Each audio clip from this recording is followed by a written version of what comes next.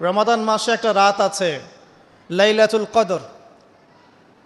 লাইলাতুল কদর 27 রমজানেই হবে জরুরি না, শেষ দশকের বিজোড় রাতগুলোর যে কোনো রাতে লাইলাতুল কদর হতে পারে।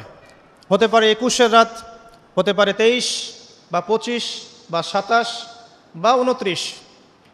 ইন্না আনজালনাহু ফি লাইলাতুল কদর, আল্লাহ পাক বলছেন নিঃসন্দেহে আমি কোরআনকে নাজিল করেছি লাইলাতুল কদরে। ওয়ামা আদরাকা মা লাইলাতুল কদর, হে নবী আপনি কি জানেন লাইলাতুল কদর কি জিনিস? লাইলাতুল কদরি খায়রুম মিন আলফি শাহর, এই রাতটা হচ্ছে 1000 মাসের চাইতে উত্তম। কোরআন নাজিল করার কারণে লাইলাতুল কদর 1000 মাসের চেয়ে উত্তম। এই লাইলাতুল কদরে আপনি ইবাদত করলে 1000 মাস ইবাদতের নেকি পাবেন ইনশাআল্লাহ। সুবহানাল্লাহ। তানাজ্জালুল মালায়েকাতু ওয়ার রূহ, এই রাতে মালায়েকা নাজিল হন, অবতীর্ণ হন বা অবতরণ করেন এই পৃথিবীতে, এবং জিবরাইল আলাইহিস সালাম এই পৃথিবীতে আসেন, নেককার বান্দাদের জন্য দোয়া করতে থাকেন। সালামুন হিয়া হাত্তা মাতলাইল ফজর, সকাল পর্যন্ত এই রাতে শান্তি বিরাজ করে। এই রাতে জিবরাইল আলাইহিস সালাম ফেরেশতাদেরকে নিয়ে আসেন, প্রত্যেকটা কাজের ফয়সালা অর্থাৎ 1 বছরের তাকদীর নতুন করে নবায়ন করা হয় লাইলাতুল কদরের রাতে। আল্লাহ পাক বলছেন এই কদরের রাতেই আমি কোরআন নাজিল করেছি। আর এই কোরআন যে মাসে নাজিল করা হয়েছে তার নাম কি? রমাদান মাস। তাহলে রমাদান মাসের সবচেয়ে গুরুত্বপূর্ণ বিষয়টা হচ্ছে আল কোরআন নাজিল হওয়া। এই তো কথা কি বুঝতে পারছেন? রমাদান মাসের সবচেয়ে গুরুত্বপূর্ণ ইভেন্টটা কি? আল কোরআন নাজিল হওয়া। যেই কোরআন নাজিল হওয়ার পরে আইয়ামে জাহেলিয়াতে আরবের যত নোংরা সংস্কৃতি ছিল সব কিছু ধুয়ে মুছে পরিষ্কার হয়ে গেছে, হয়নি? আইয়ামে জাহেলিয়াতে শিরিক ছিল, আইয়ামে জাহেলিয়াতে সুদ ছিল, সুদ। আইয়ামে জাহেলিয়াতে মাদক দ্রব্যের প্রচলন ছিল, নারীর অবমাননা ছিল, মেয়েদেরকে জীবন্ত কবর দেওয়া হতো, জেনা ছিল, ব্যভিচার ছিল, ধর্ষণ ছিল, মেয়েদের অধিকার ছিল না, দাস প্রথা ছিল, জুলুম ছিল, অন্যায়, মারামারি, কাটাকাটি, রাহাজানি, যুদ্ধ বিগ্রহ, এগুলো আইয়ামে জাহিলিয়াতে পূর্ণ ছিল। এইরকম একটা জাহিলি সমাজকে মাত্র 23 বছরের ব্যবধানে আল্লাহ রাব্বুল আলামিন পরিবর্তন করে দিলেন। সুবহানাল্লাহ। কে পরিবর্তন করলেন? মুহাম্মদুর রাসূলুল্লাহ সাল্লাল্লাহু আলাইহি ওয়াসাল্লাম। কিসের মাধ্যমে পরিবর্তন করলেন? আল্লাহর ওহী, কোরআন এবং সুন্নাহর মাধ্যমে। কত বছরের ব্যবধানে? মাত্র 23 বছর। মাত্র 23 বছর। 23 বছর পরের মক্কায় গিয়ে আপনি দেখবেন কোনো সুদ নাই, কোনো শিরক নাই, কোনো মাদক নাই, কোনো নারীর অবমাননা নাই, সেখানে মেয়েদেরকে আর ধর্ষণ করা হচ্ছে না, সেখানে আর মাদকদ্রব্য মানুষ খাচ্ছে না, সেখানে ভাই ভাই হয়ে গেছে সবাই, একে অপরের সাথে কোনো মারামারি কাটাকাটি ভেদাভেদ নাই, সবাই একটা উম্মাহ হয়ে গেছে। তো এই যে 23 বছরে একটা নোংরা সমাজকে আলোকিত সমাজে পরিণত করা হলো কিসের মাধ্যমে? আল কোরআনের মাধ্যমে। আর সেই কোরআন নাজিল করা হয়েছে রমাদান মাসে। তাহলে এই রমাদান মাসে আমাদের সবচেয়ে বড় দায়িত্বটা কি? কোরআন কেন্দ্রিক জীবন গড়া, তাই নয় কি? কোরআন কেন্দ্রিক জীবন গড়া, কোরআন পড়তে শেখা, কোরআন মানুষকে শেখানো, কোরআনের অর্থটা বোঝা, কোরআনকে নিয়ে গবেষণা করা, কোরআনের দাওয়াত মানুষকে দেয়া এবং কোরআনের যে বিধান এটা বাস্তবায়নের চেষ্টা করা। এই তো কোরআন কেন্দ্রিক কাজ, তো এইগুলোই। নবী সাল্লাল্লাহু আলাইহি ওয়াসাল্লাম এবং সাহাবায়ে কেরাম 23 বছর ধরে এই কাজগুলো করেছিলেন বলেই আইয়ামে জাহেলিয়াত একটা আলোকিত সমাজে পরিণত হয়েছে। আমার কথা কি বুঝতে পারছেন? আলহামদুলিল্লাহ। এখন আসেন খুব সরল কথা বলি যে আমরা যারা মুসলিম আছি কোরআন কেন্দ্রিক আমাদের কি কাজ করা উচিত, এই রমাদান মাসে আমরা কি করতে পারি, এবং রমজান মাস থেকে শিক্ষা নিয়ে সারা বছর এটাকে ধরে রাখতে পারি কিভাবে, এটাই মূল কথা। অনেক বেশি কথার প্রয়োজন নাই, মূল কথা কিন্তু অল্প। রমাদান মাসে আমাদের প্রথম দায়িত্ব হচ্ছে আল কোরআন পড়তে শেখা। আমরা কারা কারা কোরআন পড়তে জানি? হাত উঁচু করি একটু। মাশাআল্লাহ, বেশিরভাগ মানুষই কোরআন পড়তে জানেন, আলহামদুলিল্লাহ। জাযাকুমুল্লাহ খায়রান, আল্লাহ পাক আপনাদেরকে বারাকা দান করুন, দোয়া করি। প্রথম কাজ কোরআন পড়তে শেখা। পড়তে জানেন, আলহামদুলিল্লাহ। তবে আমি কিছু কথা বলি যেগুলো শুনলে হয়তো আপনার কাছে মনে হবে যে আরও ভালো করে পড়া শেখা উচিত। পড়তে শেখা খুব গুরুত্বপূর্ণ একটা কাজ। কিন্তু যেমন তেমন করে পড়তে শিখলে হবে না, মদ মাখরাজ তাজবিদের সাথে পড়তে হবে। যেমন একটা অক্ষর আছে কফ, বড় কফ, যেমন কফ দিয়ে একটা শব্দ আছে কুল। আপনারা সূরায় পড়ছেন নামাজে কুল হু আল্লাহু আহাদ, তাই পড়ছেন না? তো এই কুল শব্দের অর্থ হচ্ছে বলুন। কিন্তু আপনি যদি কফ এর মাখরাজটা ভুল করেন এবং কফ না বলে আপনি ছোট কাফ পড়েন এবং কুল না পড়ে আপনি কুল পড়েন, বলেন যে কুল হু আল্লাহু আহাদ, তাহলে অর্থটা পরিবর্তন হবে। অর্থ দাঁড়াবে খাও আল্লাহ এক এবং অদ্বিতীয়। আমি কি বুঝাতে পারছি? শুধুমাত্র কফ এর উচ্চারণ সঠিকভাবে না করার কারণে আপনার অর্থ পরিবর্তন হয়ে গেছে, বলো এর জায়গায় খাও অর্থ চলে এসেছে। আপনি পড়ছেন আল্লাহু আকবার আলহামদুলিল্লাহি রাব্বিল আলামিন, এই তো আপনি পড়ছেন আলহামদুলিল্লাহ। শব্দটা কি? আলহামদুলিল্লাহ। এই হা এর মাখরাজ কোথায়? হা এর মাখরাজ কোথায় বলেন একজন? কণ্ঠনালীর মাঝখান থেকে। এখান থেকে আপনি উচ্চারণ করছেন আলহামদুলিল্লাহি রাব্বিল আলামিন। অর্থ দাঁড়াচ্ছে সমস্ত প্রশংসা জগৎসমূহের রব আল্লাহর জন্যে, ঠিক আছে? কিন্তু আপনি এই হায়ে হুত্তির জায়গায় যদি হায়ে হাওয়াস পড়েন, যার মাখরাজ অন্য জায়গা থেকে, আপনি পড়ছেন ফর এক্সাম্পল আলহামদুলিল্লাহি রাব্বিল আলামিন, যেমনটা অনেকেই পড়ে থাকে। কেমন আছেন? আলহামদুলিল্লাহ ভালো আছে, তাই না? কেমন আছেন? আলহামদুলিল্লাহ ভালো আছে। তো আলহামদুলিল্লাহ না বলে সে বলেছে আলহামদুলিল্লাহ। তো যে হায়ের উচ্চারণ পরিবর্তন হয়ে গেছে, এই কারণে অর্থ পরিবর্তন হয়ে দাঁড়াবে যে সমস্ত নিন্দা আল্লাহর জন্যে, যিনি জগৎসমূহের রব। আমার কথা কি বুঝতে পারছেন? শুধু হা এর মাখরাজ ভুল হওয়ার কারণে এই সমস্যা হলো। তাই যারা পড়তে শিখেছি আরও ভালো করে পড়তে শিখি, মদের সাথে মাখরাজের সাথে তাজবিদের সাথে সমস্ত নিয়মকানুনগুলো আবার চর্চা করি, যাতে আপনার তেলাওয়াতটা 100% বিশুদ্ধ হয়। আল্লাহ পাক তৌফিক দান করুন। ফর এক্সাম্পল একটা উদাহরণ দিচ্ছি, আলিফ লাম মিম, সূরা বাকারার প্রথমে আছে না আলিফ লাম মিম? এই আলিফ লাম মিমের অর্থ আছে, কিন্তু আল্লাহ ছাড়া এই অর্থ কেউ জানেন না। এর অর্থ আমরা করতে পারবো না, কিন্তু অর্থ আছে। যালিকাল কিতাব লা রাইবা ফিহ, এটা এমন একটা কিতাব যে কিতাবের মধ্যে কোনো সন্দেহ নাই, কোনো সন্দেহ নাই। এই যে নাই এর অর্থটা হচ্ছে লা মানে নাই, লা রাইবা কোনো সন্দেহ নাই। রাইব মানে সন্দেহ, লা মানে না, লা রাইবা কোনো সন্দেহ নাই, ফিহি এর মধ্যে মানে এই কিতাবের মধ্যে। এখানে লায়ের উপর কি মদ আছে? লায়ের উপরে কি মদ আছে না? লাকে টানতে হবে না? কি বলেন?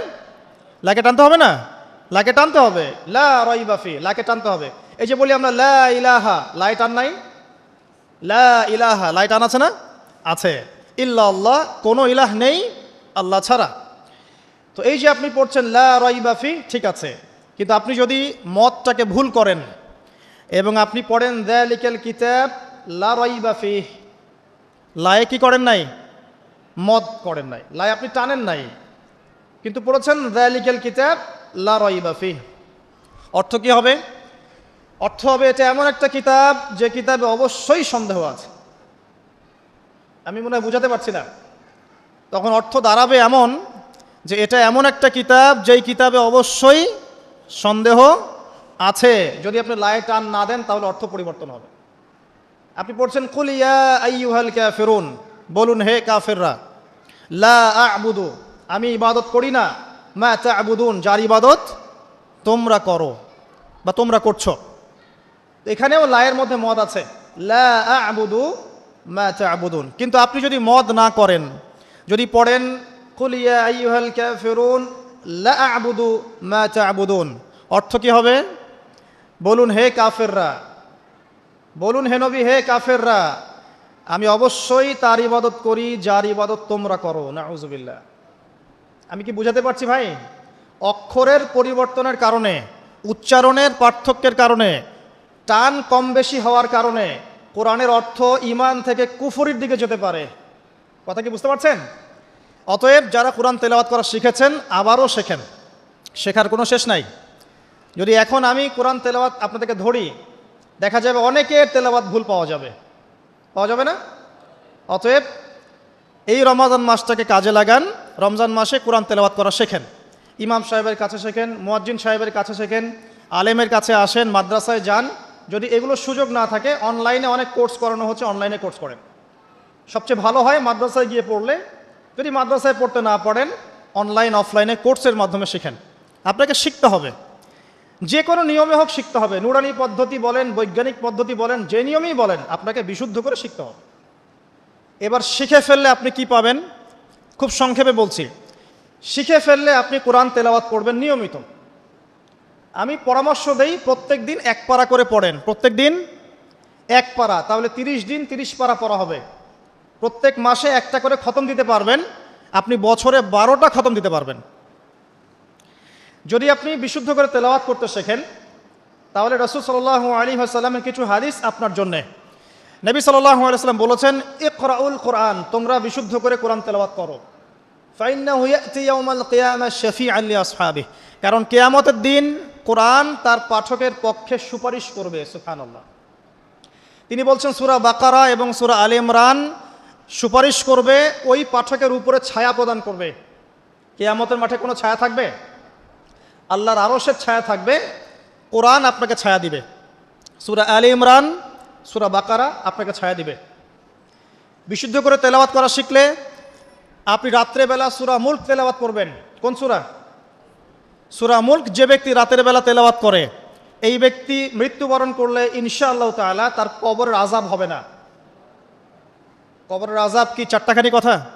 সূরা মুলক তেলাওয়াত করলে এই ব্যক্তিকে সূরা মুলক কবরের আযাব থেকে বাঁচিয়ে দিবে ইনশাআল্লাহ। 30টা আয়াত মুখস্থ করে ফেলতে পারেন। কোরআন তেলাওয়াত করা শিখলে আপনি আয়াতুল কুরসি পড়তে পারবেন। কোনটা? আল্লাহু লা ইলাহা ইল্লা হুয়াল হাইয়ুল কাইয়্যুম, এখান থেকে শেষ পর্যন্ত। সূরা বাকারার আয়াত নাম্বার 255। প্রত্যেক ফরজ নামাজের পর যে ব্যক্তি বিশুদ্ধ করে আয়াতুল কুরসি তেলাওয়াত করবে, মৃত্যু ছাড়া তার জান্নাতে যাওয়ার কোনো বাধা নাই। সুবহানাল্লাহ। আর ছোট্ট সূরা আছে কিছু, সূরা ফালাক, সূরা নাস, সূরা ইখলাস। সকালে 3 বার সূরা ইখলাস, 3 বার ফালাক, 3 বার নাস।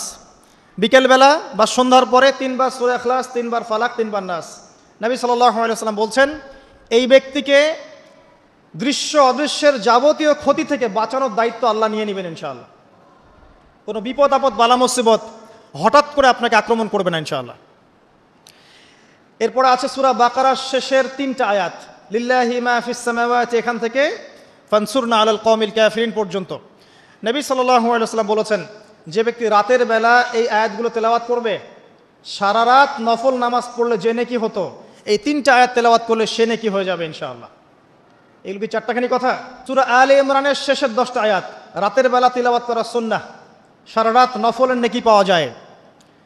সূরাতুল কাফিরুন, কুল ইয়া আইয়ুহাল কাফিরুন, এই সূরাটা যদি কেউ ঘুমানোর সময় পাঠ করে, রাতে শোয়ার সময় পাঠ করে, আল্লাহ নবীজি বলছেন সেই ব্যক্তিকে আল্লাহ পাক শিরকের পাপ থেকে বাঁচাবে। কোন পাপ? শিরকের পাপ। আর আমি অনেক লেকচারে বলেছি যে প্রতি 1000-এ 999 জন মানুষ জাহান্নামে যাবে। প্রতি 1000-এ 999 জন মানুষ জাহান্নামে যাবে। তাদের আমল নামায় যে পাপটা থাকবে তার নাম হচ্ছে শিরক। কথায় শিরক, কাজে শিরক, বিশ্বাসে শিরক। আর এই শিরকে এখন আমরা হাবুডুবু খাচ্ছি। মুসলিমরা বিশ্বাস করে আল্লাহ ছাড়া অন্য কেউ সন্তান দিতে পারে। বিশ্বাস করে না? বিশ্বাস করে। মানুষ এখন বিশ্বাস করে আল্লাহ ছাড়া অন্য কেউ মহাবিশ্ব সৃষ্টি করেছে, বা মহাবিশ্ব এমনি এমনি সৃষ্টি হয়েছে বিগ ব্যাংয়ের মাধ্যমে, আল্লাহ সৃষ্টি করে নাই। মানুষ মনে করে জমিনে মানুষের বিধান চলবে, আল্লাহর বিধান জাদুঘরে থাকবে। এটা মানুষ মনে করে। মানুষ মনে করে মানুষ আল্লাহর হালালকে হারাম করতে পারে, আল্লাহর হারামকে হালালও করতে পারে। এটা মানুষের স্বাধীনতা, বাক স্বাধীনতা, ব্যক্তি স্বাধীনতা। মানুষ মনে করে যে আল্লাহ ছাড়া অন্য কাউকে সেজদা করা যায়, আল্লাহ ছাড়া অন্য কেউ সন্তান দিতে পারে, আল্লাহ ছাড়া অন্য কেউ ভালো মন্দের মালিক, জীবন মৃত্যুর মালিক, কল্যাণ অকল্যাণের মালিক। মানুষ এগুলো মনে করে। মানুষ এখন শিরকে হাবুডুবু খাচ্ছে। বিশ্বাসে শিরক করে, কথায় শিরক করে, অথবা কাজে শিরক করে। মুসলিমরা আল্লাহ ছাড়া অন্য কাউকে সেজদা করে না। মুসলিমরা কবরে সেজদা করে না, মাজারে সেজদা করে না। মুসলিমরা কবরকে কেন্দ্র করে তাওয়াফ করে না। মুসলিমরা হাতে সুতা বালা পড়ে না। মুসলিমরা হাতে আংটি পড়ছে এবং মনে করছে যে এই আংটি ওকে রোগ থেকে বাঁচাবে, এই সুতা ওকে রোগ থেকে বাঁচাবে। মুসলিমরা চন্দ্র, সূর্য, গ্রহ, নক্ষত্রের কাছ থেকে কল্যাণ কামনা করে। মুসলিমরা মনে করে যে মানুষ আগামীকালকের আবহাওয়া বলতে পারে, মুসলিমরা রাশি চক্রে বিশ্বাস করে, মুসলিমরা টিয়া পাখির কথাই বিশ্বাস করে। দেখেন রাস্তার পাশে টিয়া পাখি বসে আছে, ভাগ্য গণনা করছে, এগুলো মুসলিমরা করে। শিরকের শেষ নাই। আমি একটা বইয়ের নাম বলি মাঝে মাঝেই, বইটার নাম হচ্ছে কিতাবুত তাওহীদ। কি নাম? কিতাবুত তাওহীদ। এই বইটা বাসায় কিনেন, দেখবেন শিরিক কত প্রকার কি কি সব কিছু লেখা আছে এখানে, এবং কতভাবে আমরা শিরিক করি এটা লেখা আছে এখানে, বাঁচবেন কিভাবে সেটাও লেখা আছে। যাই হোক, সূরাতুল কাফিরুন যে ব্যক্তি শোয়ার সময় পড়বে, আল্লাহ পাক তাকে শিরিকের পাপ থেকে বাঁচিয়ে রাখবেন ইনশাআল্লাহ তাআলা। আল্লাহ পাক শিরকের একটা গোপন পাপ আছে, গোপন শিরক, রিয়া, মানুষকে দেখানোর জন্য আমল করা, লোক দেখানো আমল, এটা থেকেও আল্লাহ পাক বাঁচাবে সেই ব্যক্তিকে, যে ব্যক্তি সূরা কাফিরুন রাতের বেলা তেলাওয়াত করবে ঘুমানোর সময় ইনশাআল্লাহ তাআলা। আর অনেক সূরা আছে, কারো যদি চোখ লাগা, বদনজর, জিন ঘটিত কোনো সমস্যা হয়, সূরা জিনের প্রথম 10টা আয়াত পরে দম করে ফু দিবেন, দেখবেন ইনশাআল্লাহ রোগী ভালো হয়ে গেছে ইনশাআল্লাহ। কারো যে কোনো অসুস্থতা থাকলে চিকিৎসা করবেন, ওষুধপত্র খাবেন, সব ঠিক আছে, তার আগে সূরা ফাতিহা পড়বেন। সূরা ফাতিহা পড়ে নিজের গায়ে দম করবেন, পানিতে দম করে খাবেন, দেখবেন সূরা ফাতিহার মধ্যে শিফা আছে। সূরা ফাতিহার মধ্যে শিফা আছে। এই সূরা আরেকটা নাম হচ্ছে আয়াতুশ শিফা। এই সূরার মধ্যে শিফা আছে, আরোগ্য আছে, আর অনেক আয়াত আছে, এগুলো বলতে গেলে সময় শেষ হয়ে যাবে। প্রথম যে কাজ আমাদের, সেটা হলো আল কোরআনকে বিশুদ্ধ করে পড়তে শেখা। আমার কথা কি বুঝতে পারছেন? যারা পড়া শিখেছেন আবার পড়া শেখেন। কারণ কি, আমি বললাম আপনার অক্ষরের পার্থক্যের কারণে, মদ মাখরাজের পার্থক্যের কারণে, তাজবিদের নিয়মের ভুল ত্রুটির কারণে অর্থ পরিবর্তন হয়ে যেতে পারে, তখন সারাটা জীবন আপনি ভুল পড়ে যাবেন। আর আমি এটা আপনাকে হলফ করে বলতে পারি যে আপনি কোরআন যতটুকু তেলাওয়াত করছেন এবং নামাজে যে আরবিগুলো পড়ছেন, এগুলোর মধ্যে অনেক ভুল ভ্রান্তি আছে, আপনি জানেন না। যদি আপনি কোনো আলেমের কাছে যান, তাকে শোনান, তিনি আপনার ভুল ধরাতে পারবেন। অতএব আবার বিশুদ্ধ করে পড়া শেখেন, আল্লাহ পাক তৌফিক দান করুন। নবীজি বলেছেন সাল্লাল্লাহু আলাইহি ওয়াসাল্লাম, মান ক্বারাআ হারফাম মিন কিতাবিল্লাহি ফালাহু হাসানা, কেউ যদি একটা হরফ তেলাওয়াত করে কোরআনের, তার নেকি হবে কত নেকি? আল হাসানাতু কাআশরি আমসালিহা, এক নেকি 10 দিয়ে গুণ করা হবে। অর্থাৎ একটা হরফ তেলাওয়াত করলে 10 নেকি হবে ইনশাআল্লাহ। আলিফ লাম মিম পড়লে 10 নেকি হয় না, আলিফ লাম মিম পড়লে 30 নেকি হয়, কারণ আলিফ একটা হরফ, লাম একটা হরফ, মিম একটা হরফ। আপনি কি জানেন কোরআনে কতগুলো হরফ আছে? আল কোরআনে 600টা পৃষ্ঠা আছে। কত পৃষ্ঠা? এটা হাফেজি কোরআনে 600 পৃষ্ঠা থাকে। প্রত্যেক 20 পৃষ্ঠায় একটা করে পারা শেষ হয়। প্রত্যেকটা পৃষ্ঠার মধ্যে 15টা করে লাইন থাকে। কয়টা লাইন থাকে?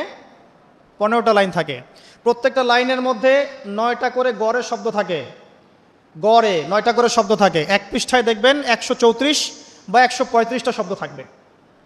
এখন 600কে আপনি 135 দিয়ে গুণ করলে দেখবেন আল কোরআনে 77,800টা শব্দ আছে। 77,800টা শব্দ আছে, মানে প্রায় 78,000 শব্দ আছে। এটা হলো শব্দের কথা বললাম। এই শব্দগুলো সব নতুন শব্দ নয়, এগুলো বের হয়েছে মাত্র 4 থেকে 4,500 শব্দ থেকে, মাত্র 4 থেকে 4,500 শব্দ থেকে। এই শব্দগুলো আবার 3 ভাগে ভাগ করা যায়। এক ভাগ হচ্ছে নাউন্স। নাউন্স তো বোঝেন, বিশেষ্য, যেগুলোকে আমরা ইসম বলি, যেমন আল্লাহ, মুহাম্মদ, জিবরিল, মিকাইল, ইব্রাহিম, ইসমাইল, এগুলো নাউন মানে বিশেষ্য। একগুলো আছে ফেল বা ক্রিয়াপদ, যেমন না'বুদু, নাস্তাইন, নাতরুকু, ইয়ামালুন, ইয়াফআলুন ইত্যাদি। অনেকগুলো আছে ফেল মানে ক্রিয়া। এই ফেলগুলোই মূল জিনিস, এগুলো ভার্বস। এগুলো 2 ভাগে ভাগ করা যায়, ফেলে মাজি এবং ফেলে মুদারে, অতীতকাল এবং বর্তমান ভবিষ্যৎকাল। আরেকগুলো আছে হরফ বা অব্যয়, এগুলোকে আমরা ইংরেজিতে বলি প্রোনাউন্স বা প্রিপোজিশন বা কনজাংশন, ইন্টারজেকশন, এগুলো সব কিছু মিলেই হরফ। এই অল্প কিছু শব্দ থেকে কোরআনের 78,000 শব্দ বের হয়েছে। কোরআনের যদি কেউ 400 থেকে 500টা মাজদার জানে, মাত্র 400 থেকে 500টা মাজদার, ইনশাআল্লাহ তাআলা সে কোরআনের 70% অনুবাদ করতে পারবে ইনশাআল্লাহ। কথা কি বুঝতে পারছেন? হয়তো কিছু বুঝতে পারছেন না।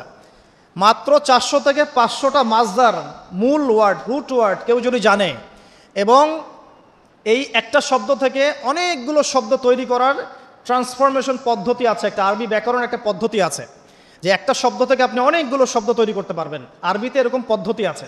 এই পদ্ধতিটা যদি সে জানে এবং এই সিনোনিমসগুলো, ভোকাবুলারিগুলো মনে রাখতে পারে, মাজদারগুলো মনে রাখতে পারে, ইসমগুলো মনে রাখতে পারে, হরফের ব্যবহারগুলো জানে, সে ইনশাআল্লাহ তাআলা অল্প সময়ের মধ্যে 70% কোরআনের অনুবাদ করতে পারবে ইনশাআল্লাহ।